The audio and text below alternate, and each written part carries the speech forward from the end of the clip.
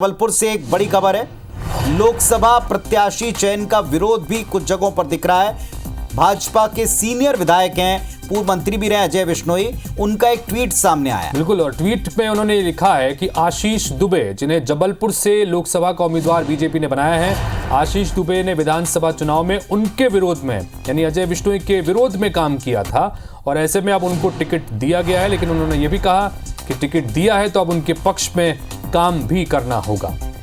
अजय बिश्नोई का जो ट्वीट है वो आपको बता दें, भाजपा ने आशीष दुबे जी को लोकसभा उम्मीदवार बनाया है।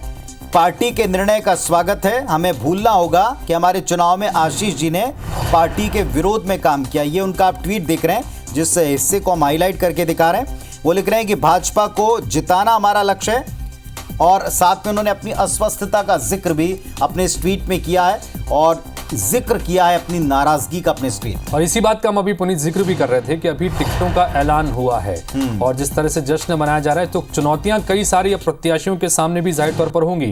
अब यहां से आशीष दुबे को जबलपुर सीट से मैदान में उतारा है। युवा चेहरा है, किसान वर्ग से आते हैं, ब्राह्मण चेहरे को बहुत समय बाद इस सीट से मैदान में बीजेपी ने उतारा है और ऐसे में अजय बिश्नोई का ये एक्स पर पोस्ट होना ठीक ऐलान होने के बाद में एक तरह से उन्होंने अपनी नाराजगी भी जाहिर की है कि ऐसे व्यक्ति को टिकट, हाँ, और टीस भी है, नाराजगी है, ऐसे व्यक्ति को टिकट दे दिया गया जिन्होंने विधानसभा चुनाव में अजय बिश्नोई के खिलाफ काम किया था। ये उन्होंने आरोप भी सीधे सीधे लगा दिया। टिकट का ऐलान होते ही सीधा ये एक्स पोस्ट आया है, तो ये कई तरह से इशारे भी कर रहा है कि चुनौतियां रहने वाली हैं आशीष दुबे के लिए भी।